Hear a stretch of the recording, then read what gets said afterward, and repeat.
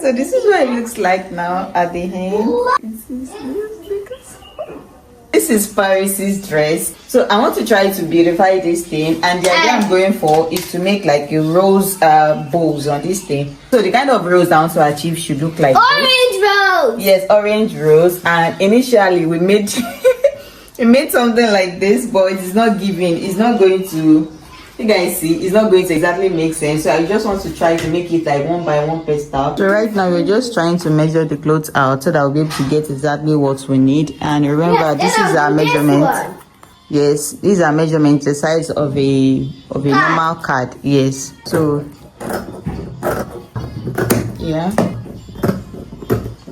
And this is what you have for it. This is the measurement. Measurements? Yes. Like this. No. Like this. Oh, I want to do that. Yes, with this you'll be able to get an equal measurement. So this. I want to try. You want to try? Yes. You come in. Then try to cut it out on both ends. Voila, guys. Voila. Yes, and this is what we have. So I started making the petals one by my hand and with the help of this glue after getting the shape and the size that I wanted out. So the first thing is just to try to flip out the angles like in a triangular shape. Then you just flip the other side on it like this. So for my glue, I made it to be minimal as possible so that it's not going to stain all the places. And for the second angle, it's just to flip it like you're trying to bend it a little bit and just put the petals. So of course I'm trying to bend it towards the side of the fabric that is usually dull, so you have the shiny side outside. So and this is just the way it looks like. So can you guys see how I just made the first one?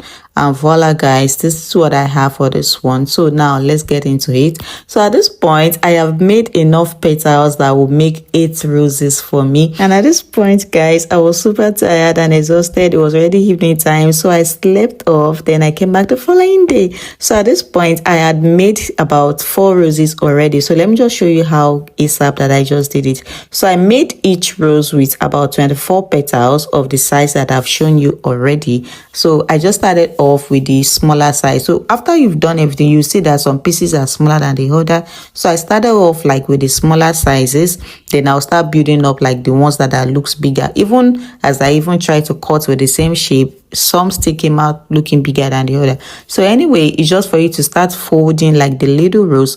Just try to fold it towards the shining side and pinch it down, then secure it with the glue, and it just looks like that. Actually, there is no perfect way to making or starting this because it's still going to come out looking really nice no matter how you do it.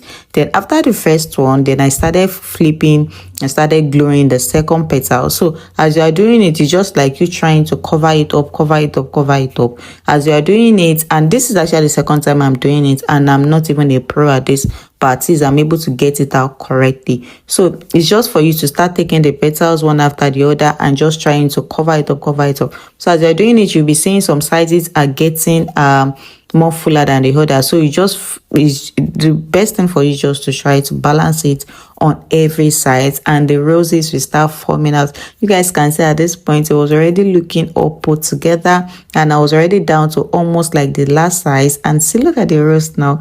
It was coming out nice and beautiful, and I'm super proud of this. The first project I made my rose was just to make it as a big DIY project in beautifying my house, and this time around I get to make it on my daughter's dress.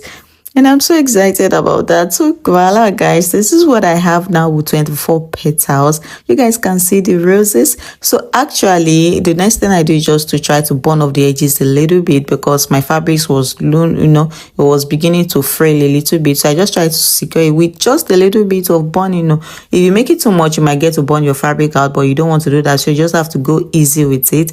And voila, guys. So I'm about an hour go down, then I've made 8 roses, which makes it completely what I want for this girl's dresses. It's looking so nice. So I just try to place it on what I want it to look like. Then I started just securing it with the same glue on it. So for this one, you can try to glue your own down, or you can just maybe use needle and thread to secure it. Any other way that you use is okay. Even with this gluing, it stays secured and it's not going to move. So guys, I just try to pin out all the little pieces together, and let me show you guys what we have.